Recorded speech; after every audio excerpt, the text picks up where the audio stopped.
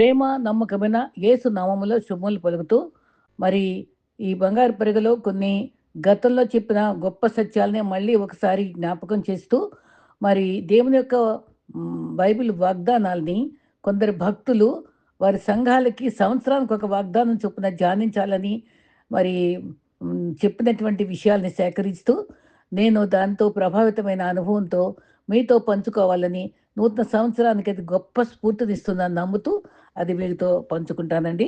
ముందుగా మరి బంగారు పరిగెను ధ్యానించుకుందాము. ఆ సత్యాలు చాలా ధ్యానంకి మరి మనసులో ముద్రించుకొని మరి దాన్ని అవలంబించడానికి చాలా అనుకూలమైనవి గనక, వచ్చేవి పోయేవి 3 ఉన్నాయట. పేదరికము, వ్యాధి, డబ్బు. వచ్చినా వదిలిపోనివి 3 ఉన్నాయట. కీర్తి, జ్ఞానము, విద్య. మరి పోతే రానివి 3 ఉన్నాయి. కాలము, యవనము, పరువు. వెంట వచ్చేవి 3 ఉన్నాయి. పాపము, పుణ్యము, నీడ. ఎన్ని మతాలున్నా అసలైన మతం మానవత్వమే. నిజం చెప్పాలంటే దైవభక్తితో నీతి ఉండాలి. మంచి చేయాలనే మనసు ఉండాలి.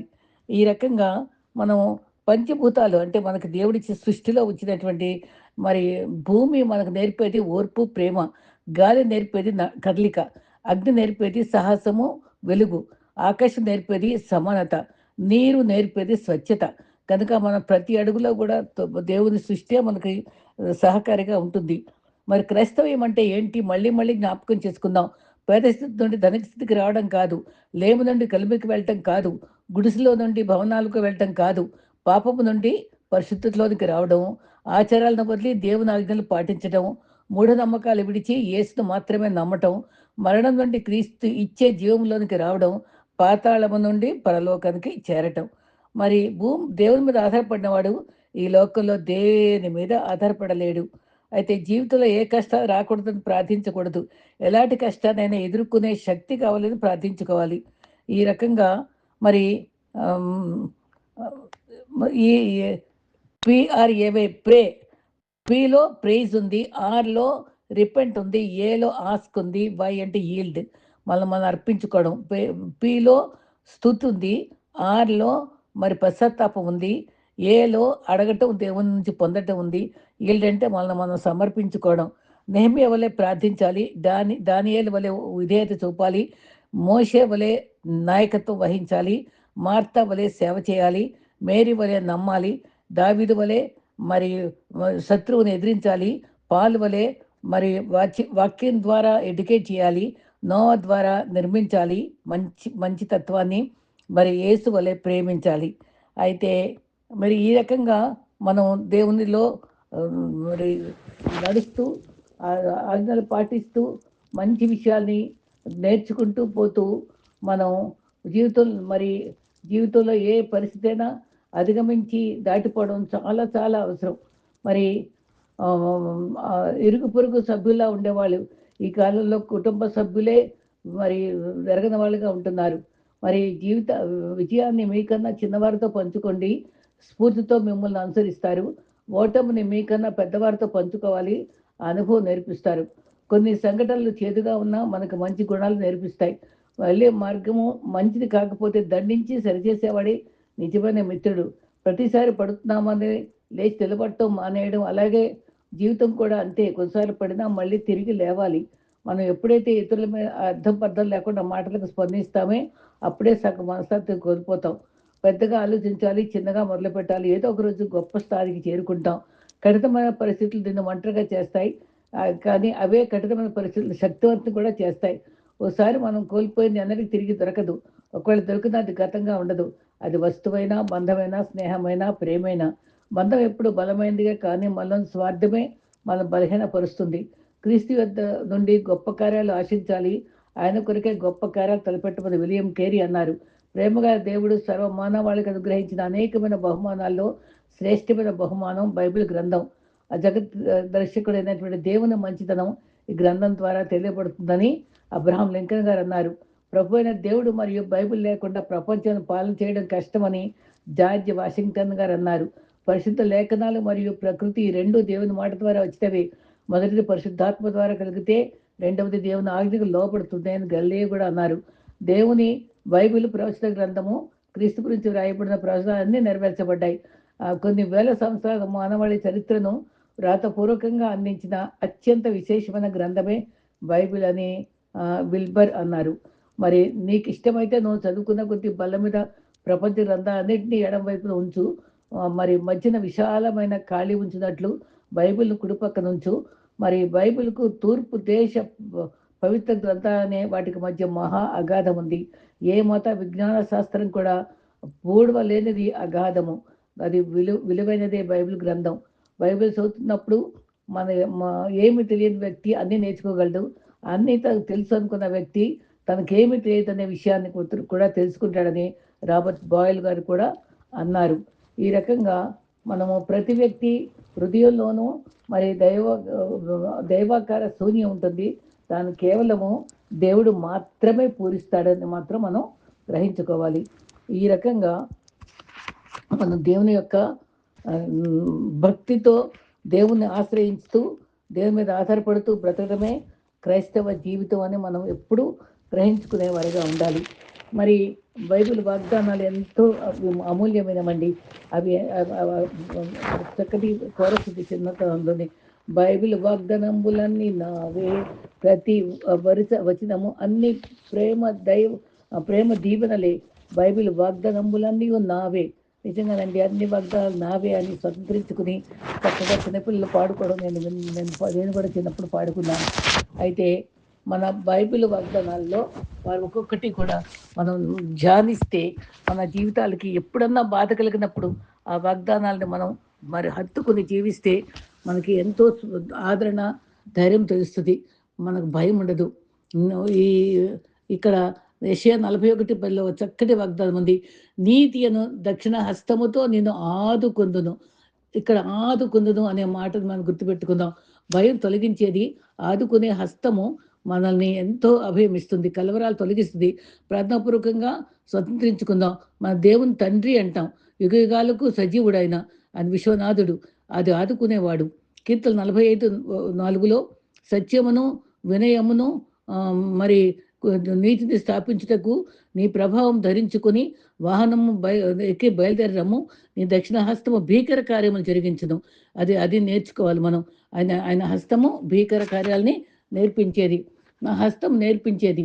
మన దేవుని చేసే పనులన్నీ మరి ఆశ్చర్యకరమైన పనులే, భీకర కార్యాలే కదా. ఆయన ఆదుకుంటాడు, నేర్పుతాడు. మరి అదే రకంగా యెషయా 25:10లో యెహోవా హస్తము ఈ పర్వతం మీద నిలిచిందని, మరి పెంట కుంపల్లో నుండి మరి తొక్కబడినట్లు, గడ్డి మీద తొక్కబడినట్లు మోయాబీలతో తొక్కబడి శత్రువులను అణగదొక్కువాడు ఆయనే. ఆయన యెహోవా హస్తము పర్వతం మీద నిలిచేది. ఉన్నతమైన స్థలములో నిలిచి శత్రువులను అణగదొక్కేదట. అది అపజయాలని రానియకుండా మనల్ని దక్షిణ హస్తం ఆదుకుంటుంది. నీ హస్తము నీ మీద, మరి నా హస్తము నీ మీద పెట్టి ఉంచితే మరి క్షారం వేసి మస్టును నిర్మూలం చేసుకున్నట్లుగా తగరము తీసివేసేదను అనే వాక్యం కూడా ఉందండి. నిన్ను పరిశుద్ధం చేయగలదు, అపవిత్రత తొలగించగలదు. మరి కాళ్ళు ముళ్ళు తీసేసినట్టుగా మన హృదయంలో నుంచి యేసు రక్తము మన పాపాన్ని తీసివేయగలదని మనం నమ్ముకోవాలి. మరి ఎన్ని ప్రసంగాలు వింటూనే ఉంటాం, కానీ మన హృదయాలను మార్చుకోలేము, మన భావాలను మార్చుకోలేము. ఆయన బాహువు పవిత్రత స్థాపిస్తాడు. పెరుమార్పు హృదయాన్ని కలిగించి సౌలును పౌలుగా మార్చినట్లుగా ఆయన అహంకారాన్ని తీసివేసి ప్రభువా నేనేం చేయగలను అని ప్రశ్నించే ఆ స్థాయికి తెస్తాడు. మరి కత్తితో తిరిగిన వాడు మరి కరుణ గల వారిగా మార్చగల హస్తము దేవుని హస్తమే. మరి అపొస్తలుల కార్యం 5:11లో ఇశ్రాయేలుకు మారు మనసును పాపక్షమాపణ దయచేయు దేవుడైన ఆయన అధిపతిగాను రక్షకునిగాను తన దక్షిణ హస్త బలము చేత హెచ్చించి ఉన్నాడు. ఆ దక్షిణ హస్త బలము ఆదరిస్తుంది, మనల్ని హెచ్చిస్తుందండి. ఆయన హస్తము ఆయన బలము హెచ్చించి మనల్ని ఆదుకునే హస్తముగా ఉంటుంది. పైకి మరి త్రొక్కి శత్రువుని అణగద్రొక్కేదిగా ఉంటుంది.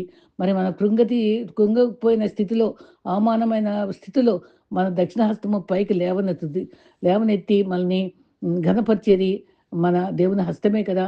అబ్రహాం నిందలు తొలగించేసే వారసుడు కావాలని అడుక్కున్నాడు. అయితే వారసుడు దేవుడు ఇచ్చాడు, టైం పట్టి ఆయనకు సమయంలో ఇచ్చాడు. ఏమి ఎక్కువ అడగల. నా ఆస్తికి వారసులు ఎవరు ప్రభువా, అంతా ఇచ్చావు కదా ఆస్తి అడుక్కున్నాడు. అప్పుడు నక్షత్రాలను చూపించాడు, ఇసుకరేణులను చూపించాడు, లెక్కించినంతగా ఇస్తానని చెప్పినట్టుగానే ఇచ్చాడు కదా. మరి కొండపైన కట్టబడిన గృహం ఎట్లా ఉంటుందో, అలాగే మరుగై ఉండక ఆశీర్వదించబడిన వాళ్ళు ఉన్నతమైన స్థానంలో ఉంచి ఈ రీతిగా అబ్రహాం దీవించిన రీతిగా మరి నమ్ముకున్న వాళ్ళని ప్రభువు తప్పకుండా దీవించేవాడు. యోసేపుని కూడా ఎంతో దర్శనమిచ్చి ఆయన పనులన్నీ సాగిలపడ్డ ఆ దర్శనాన్ని లోబడుతూ దేవుడు నన్ను తప్పకుండా ఏదో స్థితిలో ఉంచుతాడని నమ్మకంతో, నా విశ్వాసంతో నిలబడ్డాడు. మరి మారని దేవుడు తను ఎంత చక్కగా ఉన్నతమైన స్థితిలో ఉంచి అద్భుతంగా దీవించిందని మనం చూస్తున్నాం. మరి ఆయన ప్రేమ మారదు. యాకోబును కూడా విస్తారంగా తీసి విస్తారమైన జనంగా మార్చాడు. శక్తిగా దేవుడు మరి మంచి అద్భుతంతో ఆయన ప్రేమను అనుభవించే సేవకులకు మరి ఎంత చక్కటి అనుభవాలు ఇస్తాడంటే, స్వస్థపరిచే ఔషధంగా ఉంటారు. మరి గేల వేసి పట్టి రక్షించుకుంటాడు. మరి కన్నీరు లేకపోతే సంతోషం విలువ తెలియదు. ఇరుకైన మార్గాల్లో గుండా గొప్ప సత్యాలు నేర్పుతాడు. ఓటమి మనకు పాఠాలు నేర్పుతాయి.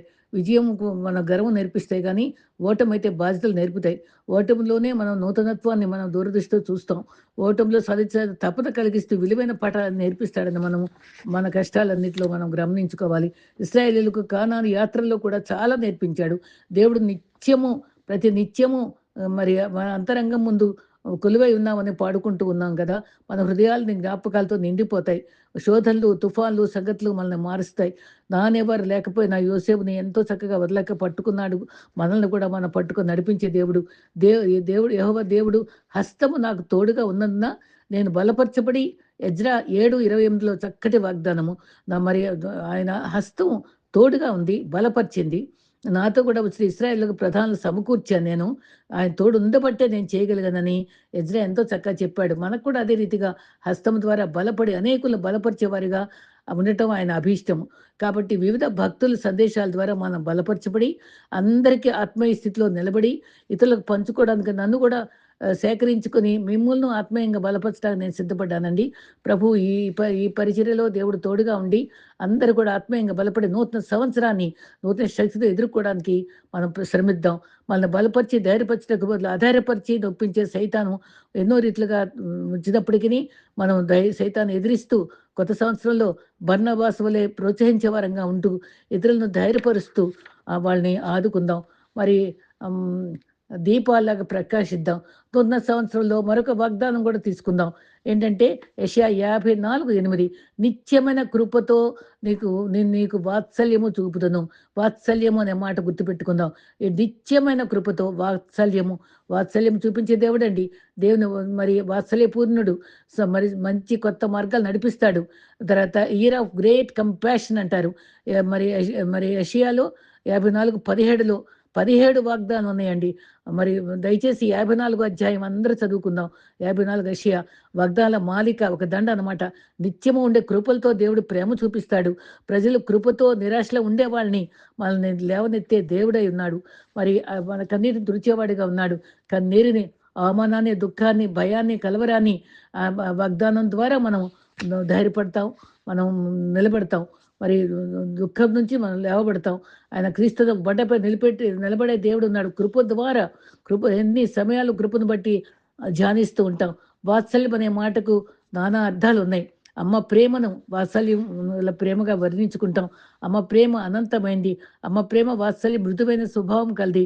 క్రీస్తు కూడా అటువంటి అమ్మ వలె లాలిస్తానని చెప్పాడు కదా! మరి కొందరు కఠినంగా ఉంటే ఉన్నారేమో కానీ ఇక్కడ నిప్పుకోడి కొంచెం కఠినంగా ఉంటుందట. యోబు 39:13లో నిప్పుకోడి సంతోషించి రెక్కలను ఆడిస్తుంది. మరి ఆ గుడ్లు ఎక్కడ పడితే అక్కడ పడేసేసి ఆ తల్లి ప్రేమ చూపించందిగా ఉంటుందట. అక్కడక్కడ ఉంటారేమో కానీ 90% మంచి ప్రేమ చూపించే తల్లే ఉంటారు. వాత్సల్యం ఉంటుంది. మరి అంత వాత్సల్యం గల మరి ఈ టాపిక్‌లో మనం కొన్ని ధ్యానిద్దాం. భక్తులు ఉపవాసం ద్వారా కనిపెట్టి సమకూర్చబడిన వాక్యాలే ఈ అనుభవాలండి. కలవరాల్లో, దుఃఖంలో, నిరాశలో ఈ వాక్యం మనకి అభయం ఇస్తుంది. 69 కీర్తన 16లో యెహోవా నీ కృప ఉత్తమము. దాన్ని బట్టి నాకు ఉత్తరమియ్యు. నీ వాత్సల్య బాహుల్యమును బట్టి నా తట్టు తిరుగుము. మన వైపు ప్రభువు మన వైపు తిరగా అని వాత్సల్యమును జ్ఞాపకం చేసుకుంటూ మనం ప్రాధేయపడి అడుగుదామండి. ఉపవాసం ద్వారా కూడా అడుగుదాం. జకరియా 1:16లో వాత్సల్యము గల వాడును నేను యెరూషలేము తట్టు తిరిగి ఉన్నాను. ఎంత మంచి అభయం అండి. వాత్సల్యము గల వాడనని ఒప్పుకున్నాడు.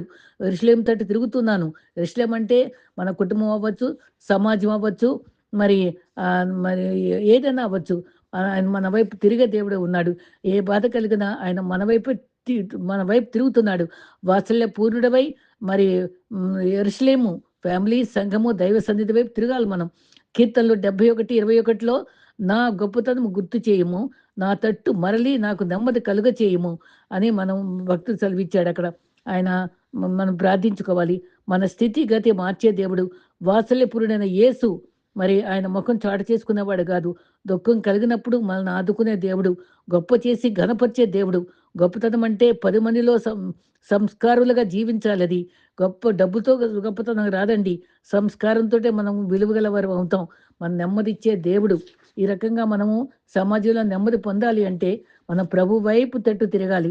ప్రకారంలో సమాజంలో మనము నెమ్మదితో ప్రార్థించుకుని పరిశుద్ధాత్ముడే మనకు నెమ్మది కలుగజేస్తాడు. చక్కటి వాక్యాలండి. 86 కీర్తన 15-17 వరకు. ప్రభువా నీవు దయా దాక్షిణ్యం గల దేవుడవు. నా తట్టు తిరిగిన నన్ను కరుణింపుము. నా సేవకునికి నీ బలం అనుగ్రహించి మనం అడుక్కోవాలి. దేవుడు బలమిచ్చేవాడు. నూతన సంవత్సరంలో ఆయన తట్టు తిరిగితే మనకు బలమిచ్చి సహాయం చేసేవాడు. మన బలమైన దేవుని గానము చేయుడినది. యెహోవా నా బలమా అని చెప్పుకుంటున్నాం. అలయక జీవించే ధన్యత ఇవ్వండి అని కూడా ప్రార్థన చేసుకోవాలి. అందుకనే యెషయా 41:10లో దిగులు పడకము, నేను నిన్ను బలపరుతును, నేను నీకు సహాయం చేస్తానన్నాడు. అది విధంగా పక్షిరాజు వల్ల అలయక పరిగెత్తుతాం. మరి సమస్యకు నడిచిపోతాం. సమస్యలే అనుభవాల నుంచి దూరపరుస్తాడు. న్యాయాధిపతులు 5:21లో నా ప్రాణమా మరి నీవు బలము, ప్రాణం నాకు బలము. ఎందుకు కావాలి? ఆగిపోకూడదు, అలసిపోకూడదు. అఖండ విజయం ఇచ్చే దేవుడు. కీర్తనలు 18:38 కూడా మంచి అభయమైన వాక్యం ఉంది.